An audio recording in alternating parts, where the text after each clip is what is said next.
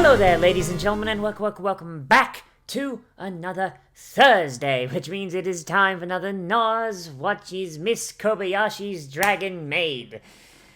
Oh boy, in the last episode, a little bit of jail going on.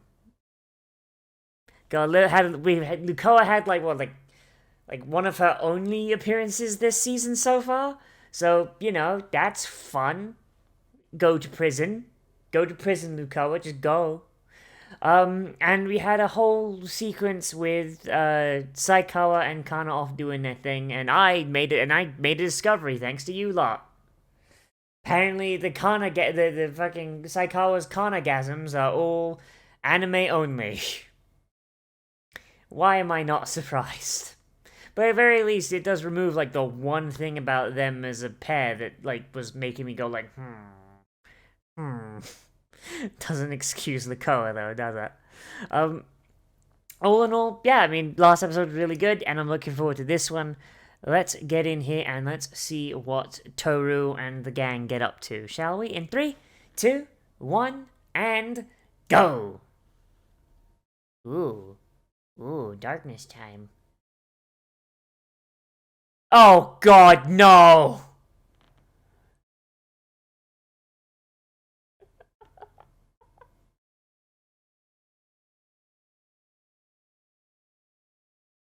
He needs to borrow your power to escape the ban prison.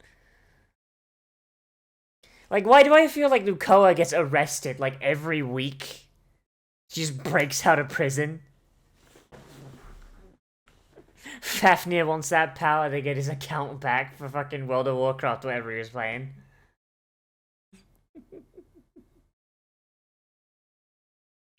Oh boy. On the one hand, hopefully Fafnir episode, and I love Fafnir, he's like one of my favorite dragons in this show.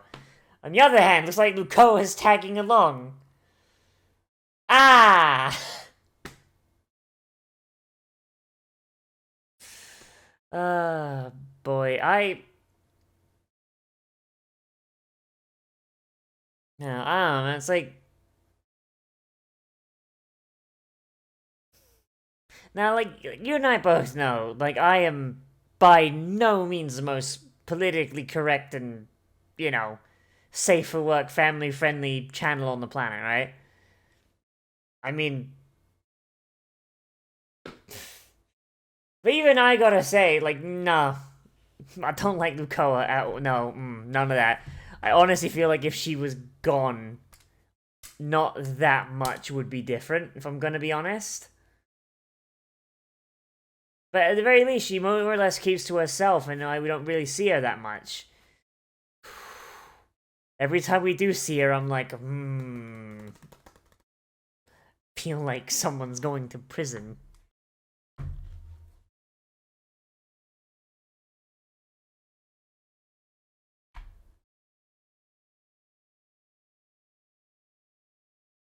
He wants to write a doujin! My man wants to write a doujin, yes! Yeah, the Japanese don't like reading, clearly. Because my man wants to make money, there you go! Get fucking paid, my son!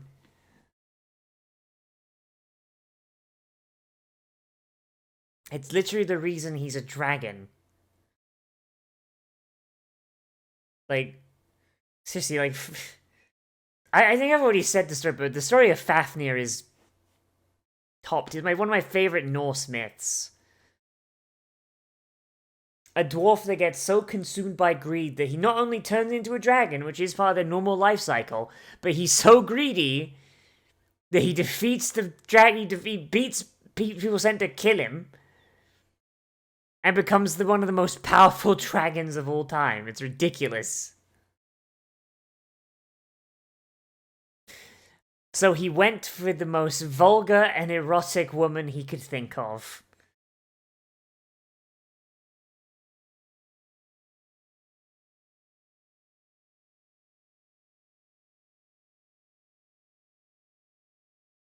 You were born for it!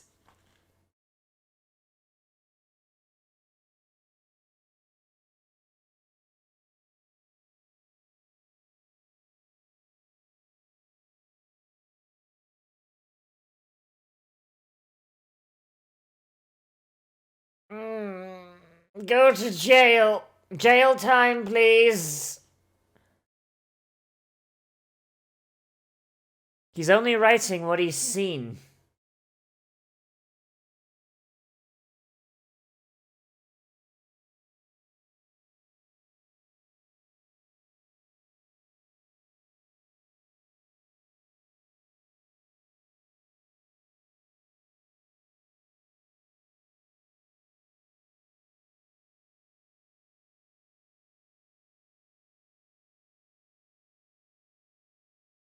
This is the most Fafnir thing I've ever fucking heard. Holy shit.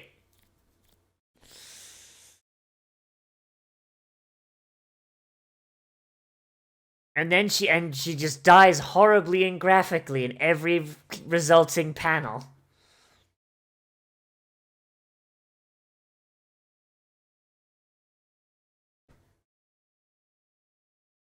Seriously, Fafnir, why can't you just draw porn like a normal Jojinsi artist? Come on.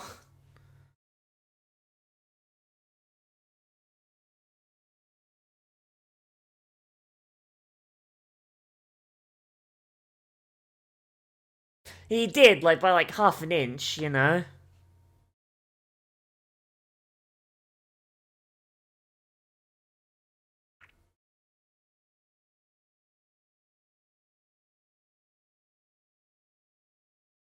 Oh no, flattery, her one weakness!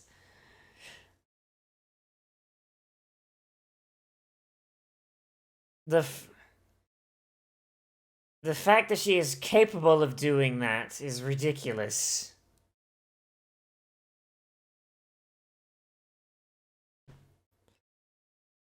They've got ridiculous amounts of control over their bodies, don't they? Christ. I want stick figures. Come on, stick figures. I see it. Hi! Okay, that's some Junji Ito shit. Okay then.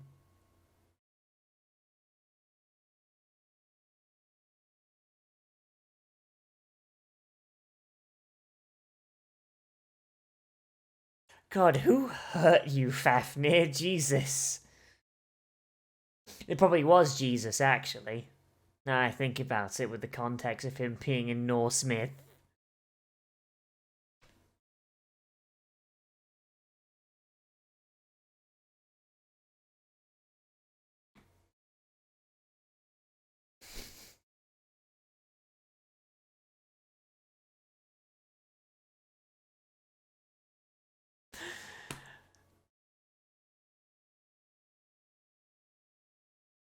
Cosplay photos. I feel like that's a euphemism right there. I don't know about that one. God, remember when conventions were a thing?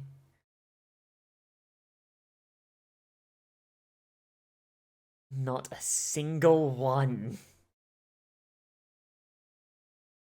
Like, MegaCon happened nearby, like, semi-recently, but...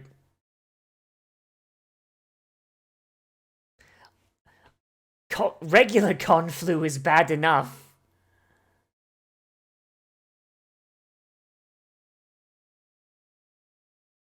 Of course he would wind up with a copy, wouldn't he?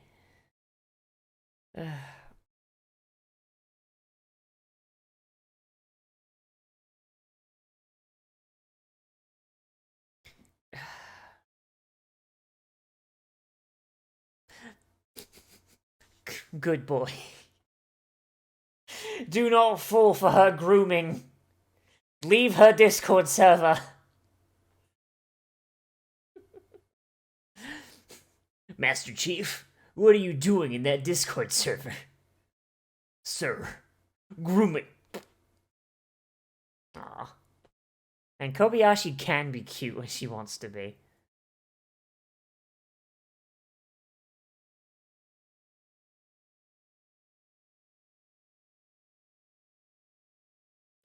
Knowing what I know of Japanese Japanese work-life balance, warrior returning from a battlefield is probably quite accurate.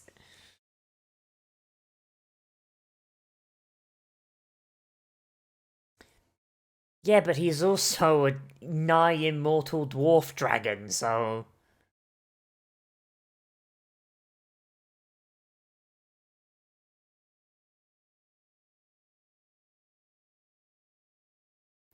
So she could wind up sleeping through Kobayashi's entire lifespan if she could. Oh boy.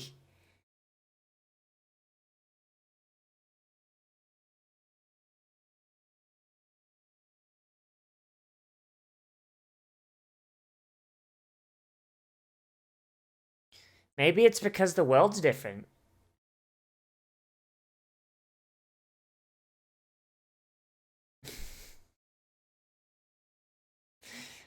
Kana needs her naps.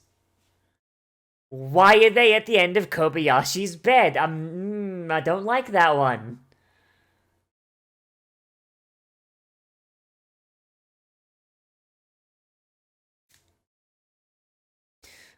Oh god, Kobayashi.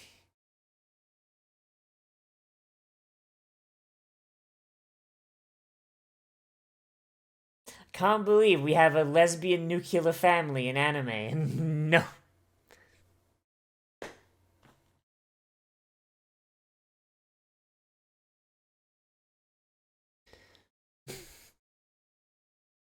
God, that's a fucking mood, isn't it? Like, once I set this to render, I'm gonna go take a. I still haven't slept. Oh boy, here's hoping I wake up in time to start the upload. Jesus.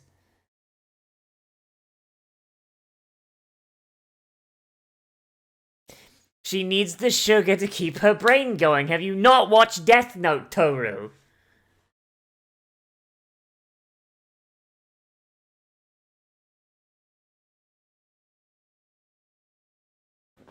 I mean, my money's on it being because there's no magic in this world for them to feed off of, I would assume.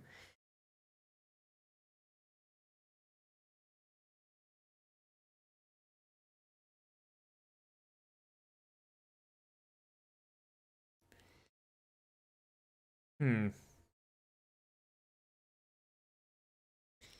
I mean, I would have assumed it'd be something like in their world they've got like magic everywhere and shit. So it's like, they could just feed off the magic to refill their stamina and shit. But here there's none of that, so they actually need to sleep. But I guess being bored is fair enough, I suppose.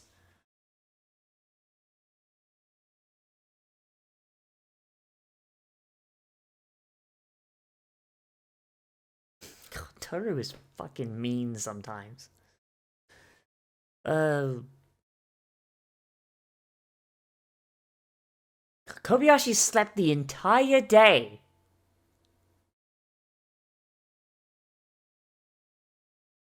Like, I'm assuming because nothing happened, Kobayashi is still asleep from that morning.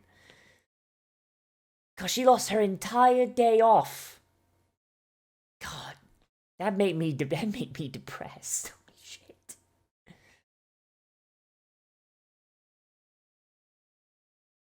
Hey, she finally fucking woke up.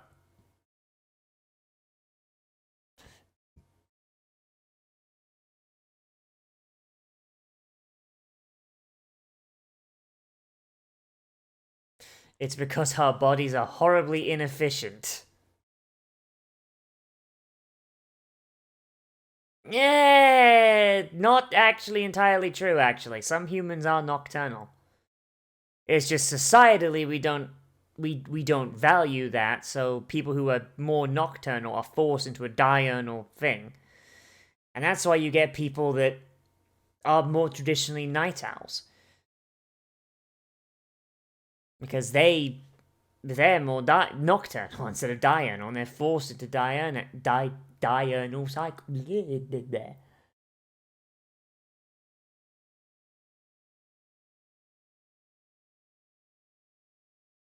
I mean, if humans are entirely diurnal, like, we would have gone extinct because predators would have just used that to attack our villages.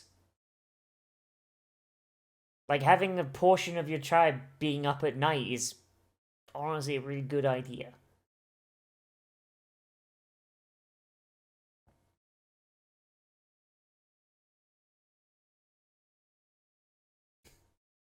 Imagine falling asleep. Couldn't be me.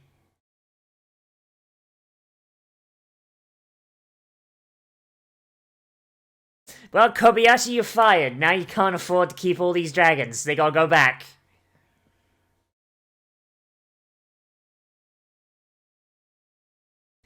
Okay, kids, you're gonna make a newspaper, so I need some of you to find the most rampant, ridiculous, and radical political views you can and spin them to make people terrified. Off you go.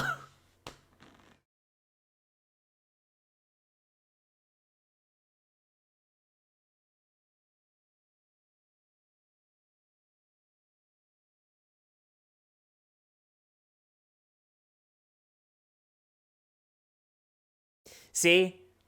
See, these kids are getting into it.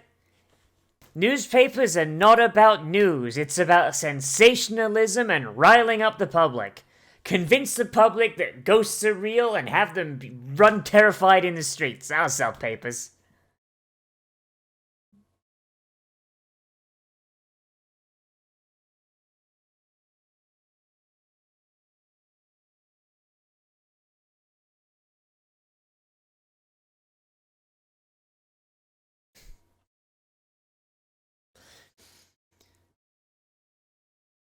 I do kind of wish like we had like undead and ghosts in the real world just so we could test like all the myths. Like if you dipped a bullet in holy water and then fired it, would it hit the ghost?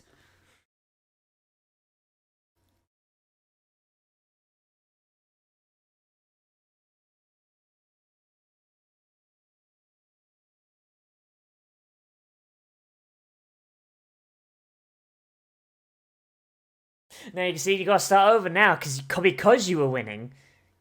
Start over again and again until the right person wins.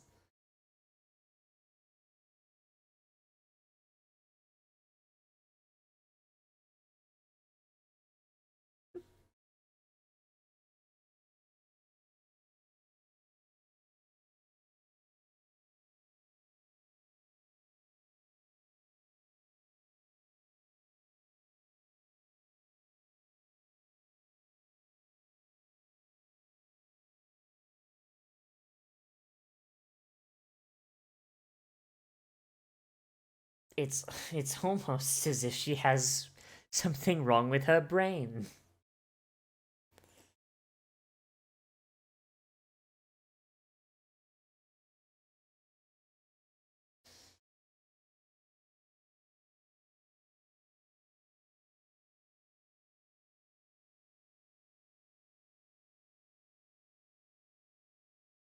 Oh, I forgot.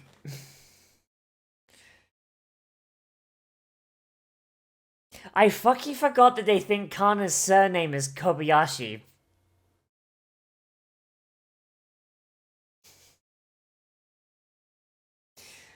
Like that. That actually didn't click for me there for a second.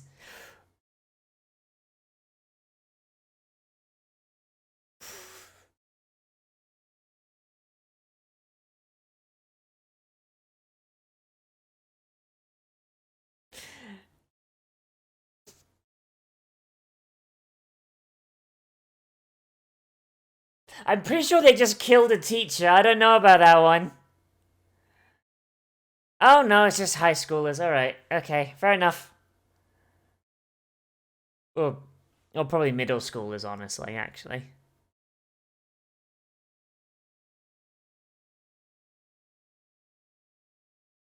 I like how Kana played along and actually ran with them when she could kill every single one of them with a flex of her wrist.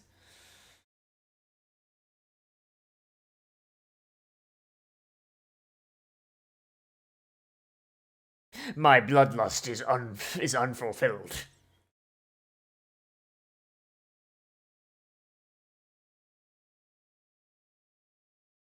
How did you turn that into a scream? It sounded like a squeaky door hinge.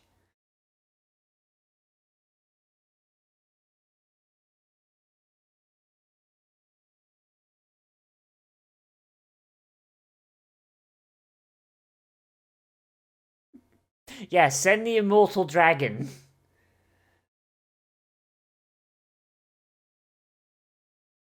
Like, I wonder, like, how long it took for Kana to be like, oh wait, she had to pretend to be just as worthless as the rest of these pink skins. Alright, here we go.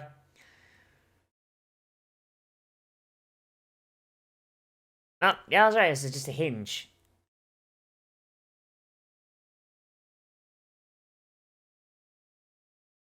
And ghost!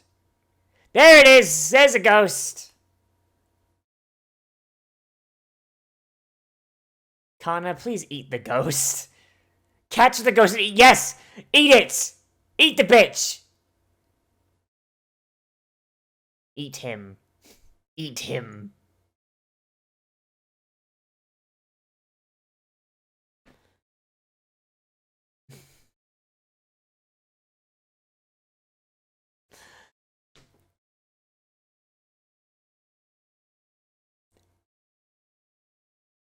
Why not show him to her friends, or is she just trying to keep like the magic shit on the down low?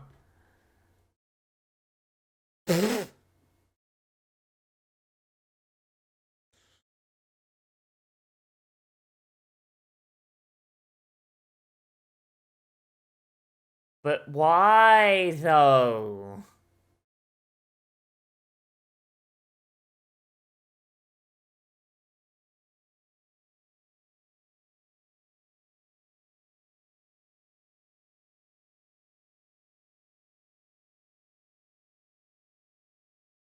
Damn, I can't believe it. Kana's gone native.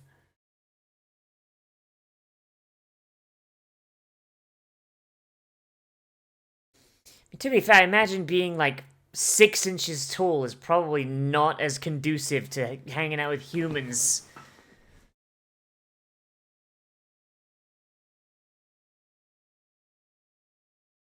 Just flick.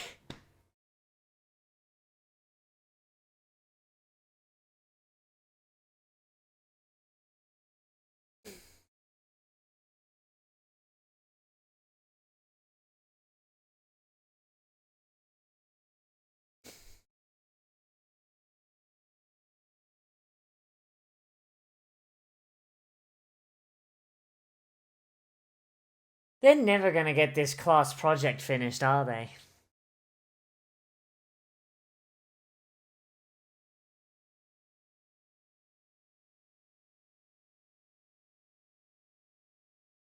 Even Kana's getting tired of this simping, innit? Oh boy, alright. Hmm.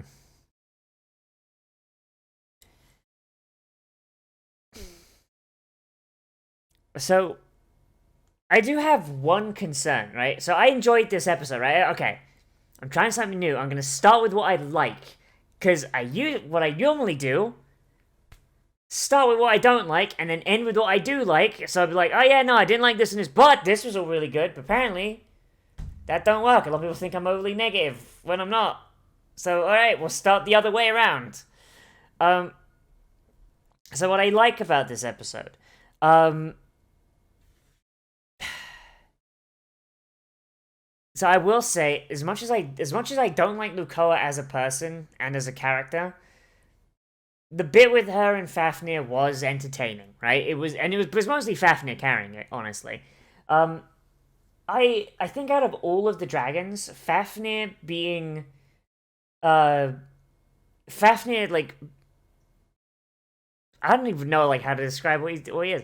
Like Fafnir is kind of like semi hikikomori shit.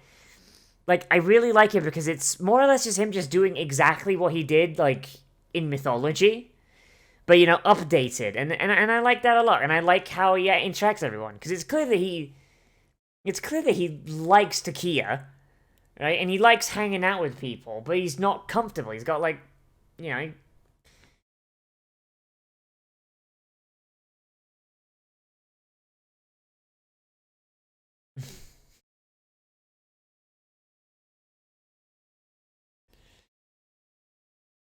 like yeah, and like the whole thing with Fafnir is like this really good, and I like how he's trying to kind of adapt the way he lives to the human world, right? Like he likes gathering treasure, and in a human world, you can't exactly, knock over a carriage and take a bunch of silver. You can't really do that. You could, but they'd find you eventually. So he goes out of his way to try and make his own treasure, which is, selling dojins, writing books, etc., etc.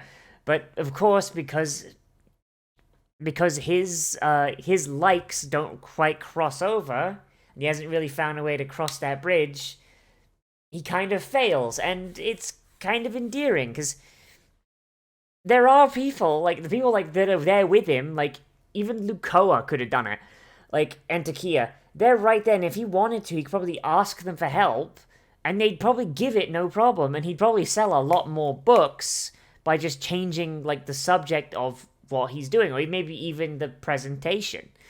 But he doesn't cross his mind because he's fucking Fafnir. It's really good, and it's really nice to see how he adapts how he is to the human world. It's great. I like it. It's fun.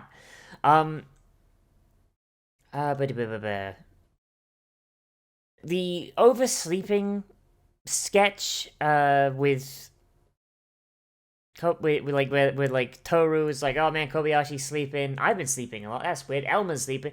I think it's because we're bored. And then it's like, oh, boredom's not bad, right? Like, it was cool from a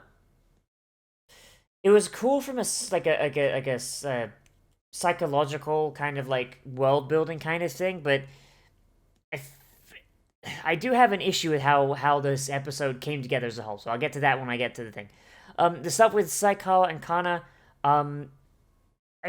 they're cute together, right? They're fun, but and I do always appreciate like them just hanging out and doing stuff, but it does have a little bit of an issue where it doesn't really add much to the episode, and I think that's an issue that kind of pervades all three of the sketches. I think individually each sketch was really good, and I think the Fafnir one definitely wins out. And I feel like that one was the one they were aiming to be their main one, but doesn't quite hit what the thing. I think if you took each of these and you put them into previous episodes, like replaced a sketch from a previous episode with one of these, they would fit in really perfectly well, and they would be like in there, you'd be good. And they would fit really well, and you'd be like, yeah, I fucking love that sketch. Didn't really do much for like the greater thing as a whole, but big thumbs up, big good. But okay, now we're moving into the negatives, right? And I do like each one of these individually, but put them together, the three sketches into one episode, and the episode really does not amount to much.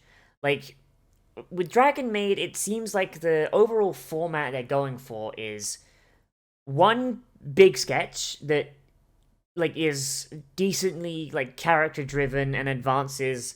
Like, I don't want to call it a plot because the show doesn't really have that much of an overarching plot because it's very, very much slice of life, but something happens that kind of like points it out and is like, right, this is the A plot. This is it right here. Boom, beam, beam. This is the central pillar of the episode, right? And then you got two B plot sketches that are smaller and are just cute slice of life stuff, don't really amount to anything. And don't really even have a conclusion, right? Like, that's the thing. Like the A plot has like a full-on thing, like boom, boom, boom, all the way, and it has a conclusion at the end. Whereas the other ones do not really. And that's fine because they're B plots. They don't really need one. This episode kind of has a bit of an issue in that the A plot feels like a B plot, which then kind of doesn't give the episode itself a centralized, like a central pillar to stand on, I guess it would be what I would say. My hair is all blah. I haven't slept yet, so my hair is rebelling. That's what it's doing. So I feel like what they need to do, and I don't know if they're doing this is like in the way they came out in the manga, or if they're doing it Nagatoro style, where they're just kind of grabbing from bits of things and putting together ones that make sense thematically and narratively. If they are doing it just in the order that it came out in the manga, then okay, understandable, right? You know, like you've got to work with what you're given, but that's part of the fun of adaptation. You've got to make it work, even if it doesn't. If they are just grabbing sketches that exist, like, that are separate, which honestly they could be doing, because none of these sketches really tied together in any way, shape, or form. Like, they definitely picked some of the wrong ones, which either means that they, made a mistake, and that's understandable, that's fair, everyone makes mistakes, especially when half your studio burns down, or they've got a lack of strong central skits left, which is a problem, and I don't know, I imagine Dragon Maid's, like, been around for a decently long time now, right? It's been around for, like, 4+ years? I don't actually know when I know it's got a Yu-Gi-Oh! Archetype, and I know that archetype came out, like, a decent while ago. I don't even know. I'm not going to Google it. Yeah, like, it's just... it's like my one issue. Like, I like each one of these skits individually, but put them together, and it's less than the sum of its parts, and that is an issue that I've been running into every couple episodes this season. And I don't know if it's an issue with the studio, the manga, or the adaptation. I really don't know. I hope it's just an issue with the adaptation, honestly. Like, because I like all these characters. Like I said, like, Fafnir is my absolute favorite. I like Kana hanging out and doing shit is cute, and I like it. Like, Toru being a fucking absolute bitch to Elma is always funny.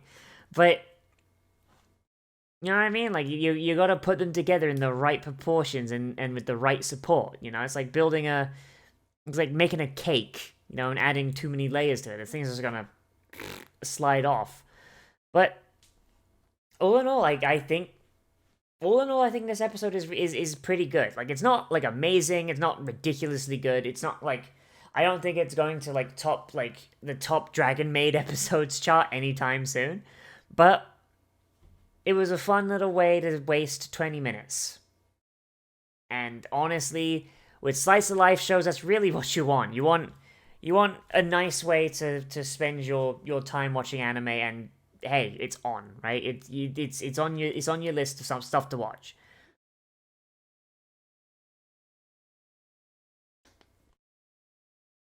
Yeah, I don't really have much else to say other than that. So let me know what you think of this down there in the comments, whether you like it, you disliked it, or you want to bring up something I left out, which is entirely possible. Oh boy. Remember to like, comment, favorite, subscribe, share on social media, tell your friends, hit the share button down below, and if you want, you can always support me on Patreon, which is linked down there in the description and on the end card.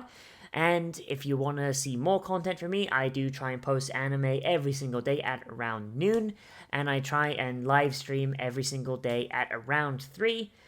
If you're watching this the day this comes out, then tomorrow we should have Black Lagoon as our anime, and today we're going to be streaming Monster Hunter Rise. Since this is Thursday, our stream is going to be a little delayed due to something I have to do early in the day. And we're going to be streaming at about 4 o'clock. So hopefully I will see you there. We're completely done with all the single player stuff in that game now, so all that's left is multiplayer. And, oh boy, I can't wait to get kill stolen by someone with a longsword catching me in a stun loop. Can't wait for that one. Oh boy. Hope to see you there. Yeah, as always, everybody, I am Nozz, and I'll see you in the next video, but most importantly, I've all become a trash mammal today, and I will see you a round.